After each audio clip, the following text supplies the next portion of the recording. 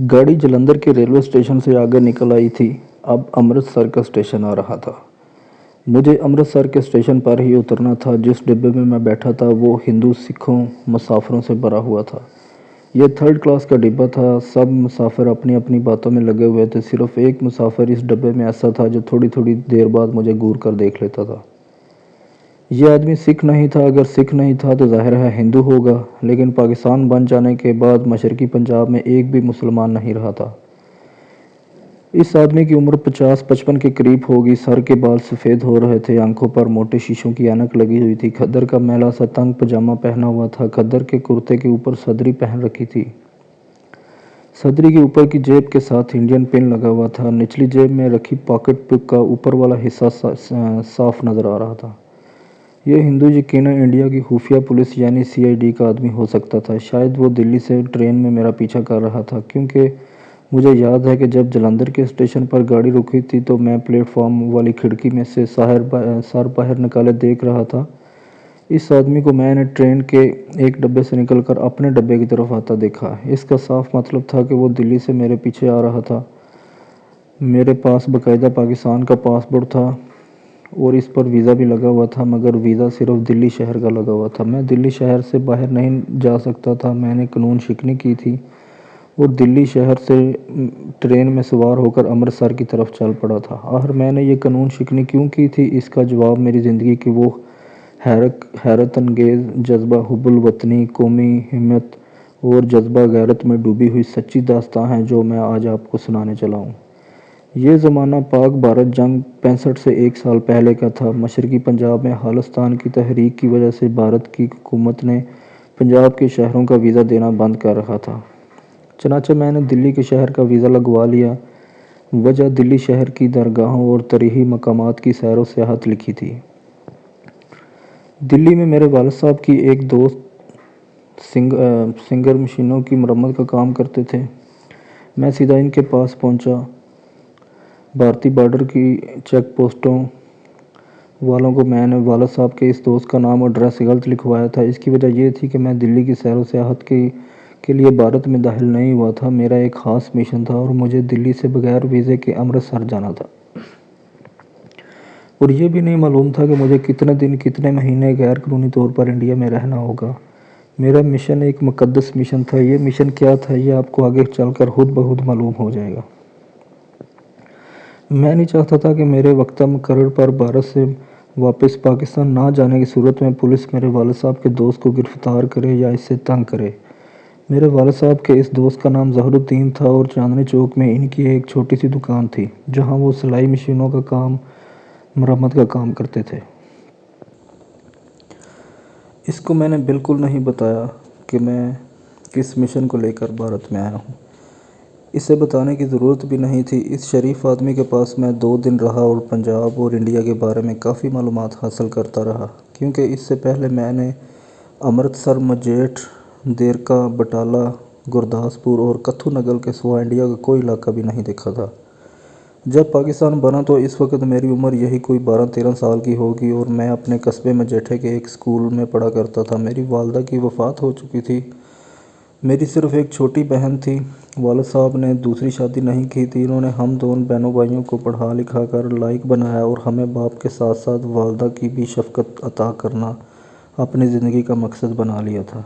जब पाकिस्तान बन गया और मशरक़ी पंजाब में मुसलमानों का कत्लेआम शुरू हो गया तो हम भी एक काफ़िले में शामिल होकर मजेठे निकल पड़े। पाकिस्तान पहुंचने से पहले हम पर क्या बीती ये मेरी सच्ची दास्तान की असल बुनियाद है, जो मैं आपको ज़रा आगे चल कर बताऊँगा। अभी मैं सिर्फ ये बताना चाहता हूँ कि पाकिस्तान आने के बाद मैं दोबारा कभी इंडिया नहीं गया था। अब मैं वापस अपने वालिद साहब के दोस्त ज़हरुद्दीन के पास आता हूँ, जिससे मैंने रेलगाड़ियों के औकात वगैरह के बारे में ज़रूरी मालूमात हासिल की। मेरे पास इतनी ही इंडियन करेंसी थी जितनी करेंसी की कानूनी तौर पर मुझे इजाज़त थी। मेरा मिशन ऐसा था कि मुझे दिल्ली से निकलने के बाद अपनी तमाम तर ज़रूरियात जायज़ और नाजायज़ तरीक़ों से ही खुद पूरी करनी थी। और इस वक्त मेरी 24-25 साल का सेहतमंद भरपूर जवान था। मैंने जानबूझकर शलवार कमीज़ नहीं पहनी थी, क्योंकि यह इस ज़माने में भी मुसलमानों का लिबास समझा जाता था। अगरचे अभी यह हमारा कौमी लिबास नहीं बना था। मैं लाहौर से ही पुरानी मगर मजबूत कपड़े की बनी हुई वलायती जीन्स टाइप पतलून और इसी रंग की मुनयाली सी जैकेट पहन कर निकला था। पाँव में मैंने जॉगर शूज़ पहन लिए थे। दिल्ली में आकर मैंने देखा कि वहाँ भी नौजवानों में इस किस्म का हिप्पी टाइप का रफ टफ लिबास बड़ा मकबूल था। इस लिबास से ये बिल्कुल नहीं पता चलता था कि यह आदमी मुसलमान है या हिंदू। ज़हरुद्दीन के घर में 2 दिन रहने के बाद मैंने एक रोज़ इन्हें कहा कि मैं जामा मस्जिद देखने जा रहा हूँ। वहाँ से मैं सीधा दिल्ली के रेलवे स्टेशन पर आ गया। मैंने पहले से मालूम कर लिया था कि अमृतसर जलंधर की तरफ गाड़ी किस तरह जाती है। मैंने स्टेशन पर आकर अमृतसर का टिकट लिया और प्लेटफार्म पर आकर बैठ गया। जब गाड़ी प्लेटफार्म पर लगी तो मैंने भी दूसरे मुसाफिरों के साथ 3rd क्लास के डिब्बे में बैठ गया। ये मौसम ऐसा था कि जिसको हमारे पंजाब में खुश बहार का मौसम कहते हैं, यानी मार्च के महीने का मौसम। मैं पाकिस्तान में ही था तो 1-2 बार बारिशें हुई थी जिससे मौसम में खुशखनकी आ गई थी। दिल्ली में भी मौसम खुशगवार था। गाड़ी अमृतसर की तरफ चल पड़ी। दिल्ली के बारे में मैंने सुना था कि स्कूल की किताबों में भी पढ़ा था कि वहाँ मुसलमान बादशाहों ने कई साल तक हुकूमत की है। वहाँ मुसलमानों की बड़ी यादगार इमारतें हैं। मगर मैंने सिवाय जामा मस्जिद की और कुछ न देखा। मेरा मिशन ऐसा था कि मेरा ध्यान अपने आबाओ अजदाद की तरह ही इमारतों की तरफ जा ही नहीं सकता था। जामा मस्जिद में मैंने एक दिन नमाज़ पढ़ने चला गया। मैं कोई नमाजी परहेज़गार नौजवान नहीं था। मुसलमान पाकिस्तान में मैं कभी कभार ही नमाज़ पढ़ लिया करता था। मुझे नमाज़ पढ़नी ठीक से आती भी नहीं थी। मगर दिल्ली की जामा मस्जिद में मैं खुदा के हुज़ूर सजदा रेज़ होकर अपने मिशन की कामयाबी के लिए ज़रूर दुआ मांगना चाहता था। जब वहाँ गया तो नमाज का वक़्त हो गया था। नमाजी पहले से मौजूद थे। मैं भी वज़ू करके इनके पीछे बैठ गया। नमाज के बाद मैं हाथ फैलाकर आंखें बंद करके अल्लाह के हुज़ूर गिड़गिड़ा कर दुआ मांगी कि वो मुझे मेरे मिशन में कामयाब करे और मुझे इतनी तौफ़ीक दे कि मैं अपने मरहूम बाप की रूह को सुकून पहुँचा सकूँ। मैं जामा मस्जिद की अज़मत और शान व शौकत देखकर हैरान ज़रूर था और सोचने लगा कि इतनी अज़ीम शान मस्जिद बनाने वाले मुसलमान इससे हिंदुओं के रहम करम पर छोड़कर क्यों चले गए, क्योंकि मैंने दिल्ली में देखा था कि मुसलमानों की हालत हिंदुओं के मुकाबले में इतनी अच्छी नहीं थी। गाड़ी अमृतसर की तरफ दौड़ी चली जा रही थी। एक्सप्रेस ट्रेन थी। इसका नाम मुझे ठीक से याद नहीं। इसकी रफ़्तार काफ़ी तेज़ थी और वो छोटे छोटे स्टेशन छोड़ती जा रही थी। पाकिस्तानी पासपोर्ट मेरी जेब में था और इस पर सिर्फ दिल्ली का वीज़ा लगा हुआ था। अगर पुलिस का कोई आदमी मेरी चेकिंग करता तो मुझे ज़रूर गिरफ़्तार कर सकता था, क्योंकि मेरे वीज़े में भी बग़ैर मशरक़ी पंजाब के शहरों की तरफ जा रहा था। कोई बड़े शहर के स्टेशन आए, गाड़ी वहाँ थोड़ी देर के लिए रुकती और फिर आगे रवाना हो जाती। इस तरह सफ़र तय करते करते गाड़ी पंजाब में दाखिल हो गई और लुधियाना आया और गुज़र गया। फिर जालंधर के स्टेशन पर गाड़ी रुकी। मुझे दिल्ली से चलते वक्त ही इस बात का दड़का लगा हुआ था कि कहीं कोई खुफिया पुलिस का आदमी मेरा पीछे न लगा हो। जालंधर सिखों का शहर था। प्लेटफार्म पर तकरीबन सभी सिख ही सिख नज़र आ रहे थे। मेरी खिड़की के साथ बैठा बाहर देख रहा था। मैंने एक उदेड़ उम्र हिंदू को देखा कि पिछले किसी डिब्बे से निकला और हमारे डिब्बे में दाखिल हो गया था। मैंने कोई ख्याल ना किया, लेकिन जब गाड़ी चली तो मैंने महसूस किया कि वो मेरी तरफ थोड़ी थोड़ी देर में घूर कर देख लेता है। यह वही हिंदू था जो अब मेरे डिब्बे में आकर दूसरे मुसाफिरों के साथ कोने में बैठकर किसी वक्त मुझे मशकूक निगाहों से देखने लगता था और जिसका ज़िक्र मैं अपनी दास्तान के शुरू में कर चुका हूँ। जब मेरे दिल में ख्याल पुख्ता हो गया कि यह शख्स ज़रूर खुफिया पुलिस का आदमी है, तो पहला रद्द-ए-अमल मुझे पर यह हुआ कि मेरे बदन में खून की एक ज़ोर लहर दौड़ी।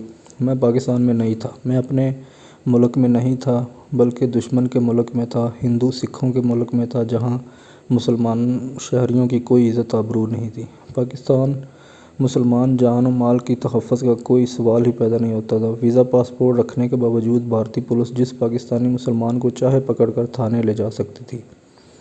मैंने ऐसे कई वाक़यात सुने थे। भारतीय पुलिस किसी पाकिस्तानी मुसलमान को दिल्ली, मुंबई या किसी दूसरे शहर में यूं ही पकड़कर थाने ले गई और फिर इसका आज तक कुछ अता पता नहीं चला। वो कहाँ गायब हो गया। आमतौर पर भारतीय पुलिस ऐसे पाकिस्तानियों पर जासूसी का इल्ज़ाम लगाकर इन्हें जेलों में बंद कर देती है और इन पर तशद्दुद किया जाता है और वो जेल ही जेल में सिसक कर मर जाते हैं। यही वजह थी कि जब मुझे यकीन सा हो गया कि ये उदेड़ उम्र का नेहरू कट सिदरी वाला हिंदू CID का आदमी था یہ CID کا آدمی ضرور تھا اور وہ میرے پیچھے لگا ہوا تھا، تو میرے جسم میں خون کی لہر دوڑ گئی اور خوف بھی آ رہا تھا۔ یہ میرا پہلا رد عمل تھا۔ اس کے ساتھ ہی میں نے اپنا دھیان اپنے خدا کی طرف اور پھر اپنے مشن کی طرف کر لیا۔ میرا آدھا خوف دور ہو گیا کیونکہ میں جان کی بازی لگا کر پاکستان سے اپنے مشن کی تکمیل کے لیے نکلا تھا اور دل میں یہ عہد کر کے نکلا تھا کہ اپنے مشن کی تکمیل سے پہلے مجھے کبھی نہیں مرنا، اور اگر مرنے کا وقت آ گیا تو 6-7 کافروں کو مار کر مروں گا۔ خدائے ذوالجلال اور اس کے نبی پاک صلی اللہ علیہ وسلم پر مجھے کامل یقین تھا اور مجھے حوصلہ ملا۔ میرے دل سے خوف بالکل نکل گیا۔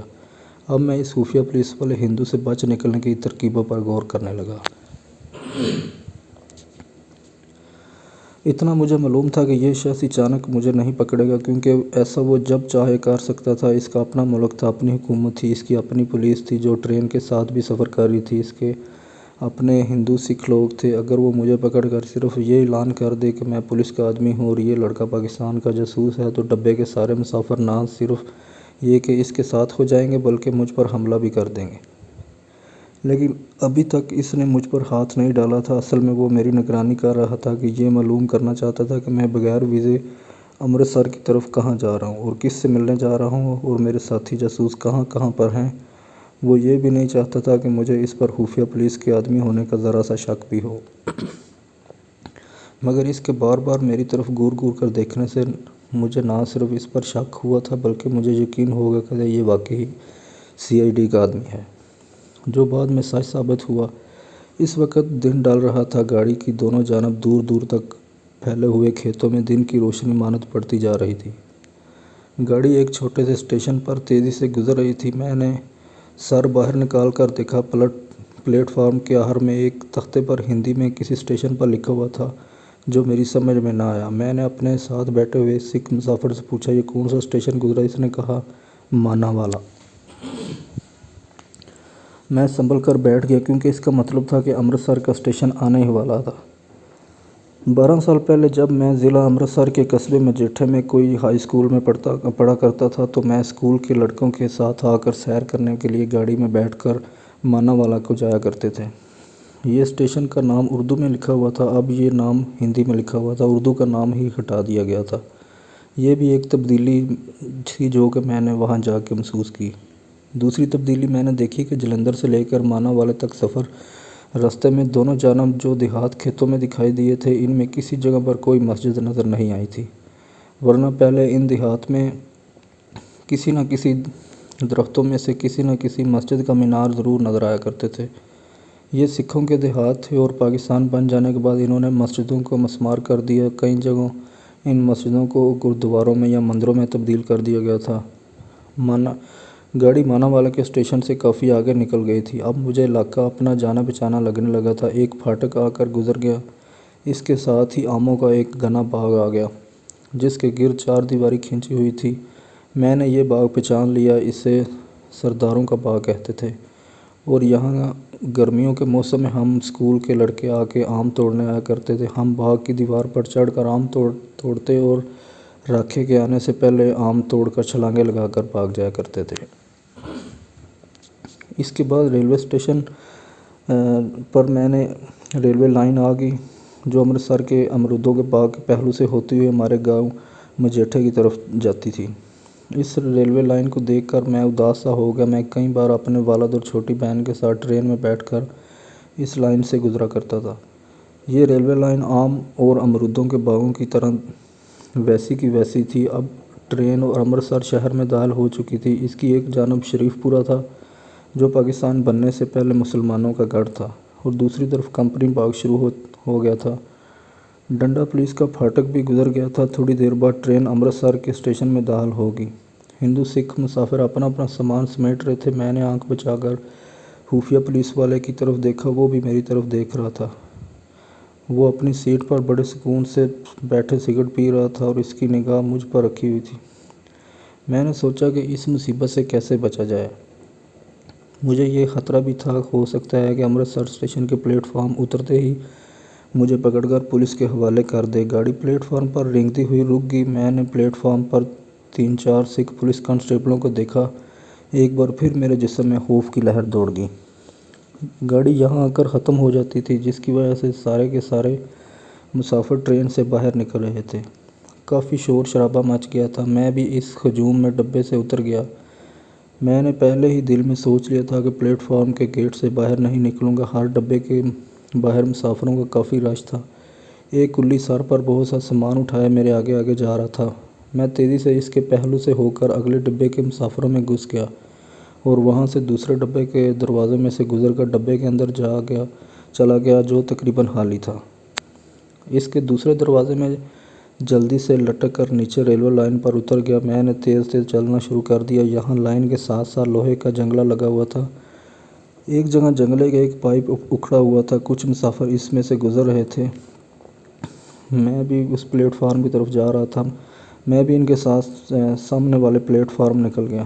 وہاں سے دوسری جانب جہاں ریل کی پٹڑیوں کا جال بچھا ہوا تھا اتر گیا۔ یہ ساری جگہ میری دیکھی بھلی تھی اور میں نے محسوس کیا کہ 12 سال میں یہاں کوئی تبدیلی نہیں آئی تھی۔ میرا ارادہ ریلوے لائنوں پر سے گزر کر سامنے والی دیوار پھاند کر رگو برج کے جانے والی سڑک پر نکل آنے کا تھا۔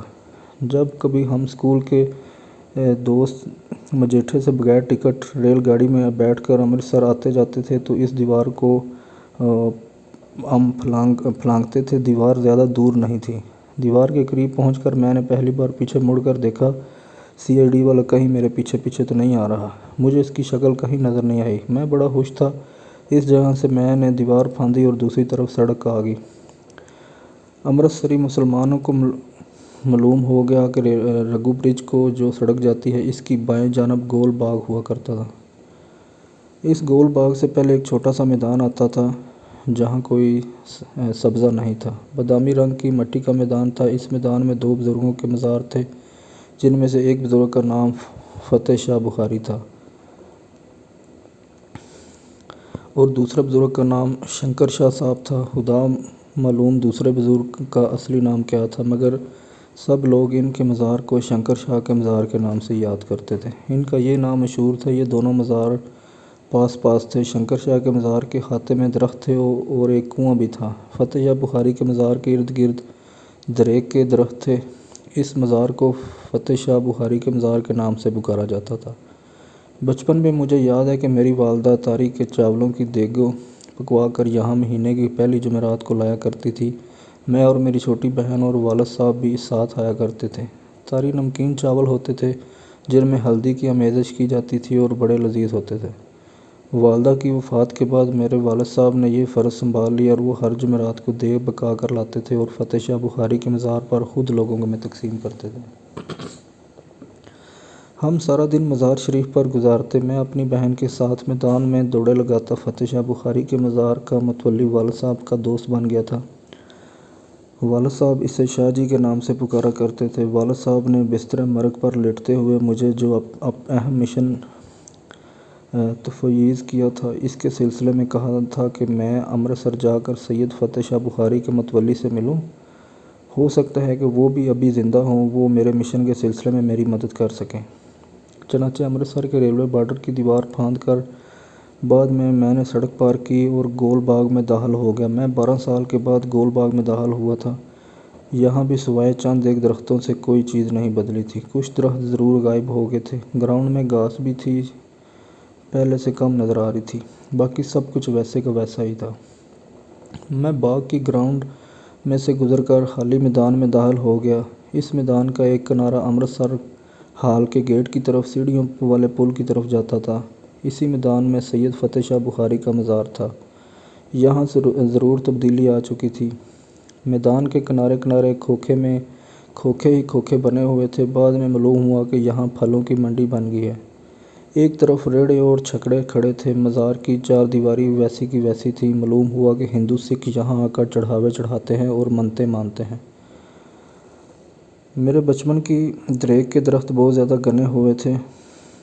مزار کے چھوٹے سے دروازے اسی طرح چمکدار جھالروں والا سہرا لٹک رہا تھا اور فضا میں اگربتیوں کی خوشبو رچی ہوئی تھی۔ شام کی سیاہی آہستہ آہستہ آسمان کو اپنی لپیٹ میں لے رہی تھی۔ مزار کے اندر مٹی کے کچھ دیے بھی جل رہے تھے اور دروازے کے اوپر والا بلب بھی روشن ہو گیا تھا۔ ایک سکھ اپنی بیوی کے ساتھ ہاتھ بندھے سر جھکائے مزار کے اندر سے باہر نکل رہا تھا۔ 2-3 ملنگ درختوں کے نیچے بیٹھے تھے۔ خدا جانے یہ مسلمان ملنگ تھے یا میرٹھن والے کے شہروں سے آگے تھے، کیونکہ امرتسر شہر میں کوئی مسلمان نہیں تھا۔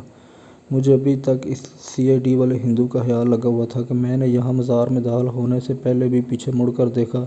شام کا اندھیرا میدان میں پھیلنے لگا تھا۔ مجھے وہ خفیہ سروس کا ہندو کانسٹیبل کہیں نظر نہیں آیا۔ یقیناً اس سے میری جان چھوٹ گئی تھی۔ میں مزار کے اندر داخل ہو گیا، اس طرح کھڑے ہو کر دعائے فاتحہ پڑھی اور پھر بائیں جانب ایک کوٹھری بنی ہوئی تھی۔ اس طرف غور سے دیکھا، کوٹھری کے ایک اندر بجلی کا بلب روشن تھا۔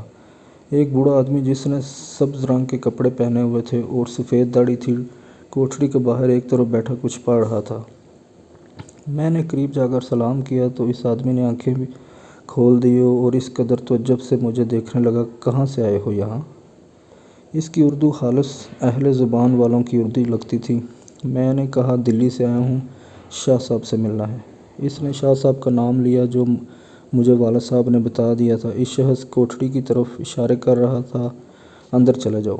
کوٹھری کا دروازہ چھوٹا سا تھا اور کھلا تھا۔ میں نے جوتے باہر اتارے اور اندر داخل ہو گیا۔ ایک بزرگ صورت سبز پوش آدمی گاؤں تکیے سے ٹیک لگائے بڑے سکون کے عالم میں بیٹھے، آنکھیں تھوڑی بند تھوڑی کھلی، ہاتھ میں تسبیح تھی، منہ میں کچھ پڑھ رہا تھے، انگلیاں تسبیح کے دانوں پر چل رہی تھیں۔ میں سلام کر کے ادب سے ایک طرف، بزرگ نے نیم دام آنکھوں سے مجھ پر ایک نگاہ ڈالی، وعلیکم السلام کہا اور پھر اپنی کیفیت میں ڈوب گئے۔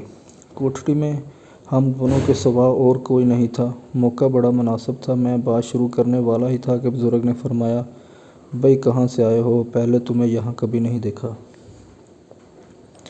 میں نے فتح شاہ بخاری کے متولی کا نام لے کر کہا، مجھے شاہ صاحب سے ملنا ہے۔ میں دلی سے آیا ہوں۔ میں نے ابھی انہیں بالکل نہ بتایا کہ میں پاکستان سے آیا ہوں۔ بزرگ نے آنکھیں کھول کر میری طرف دیکھا اور کہا، برخودار شاہ صاحب کو انتقال فرمائے تو 7 برس ہو گئے ہیں۔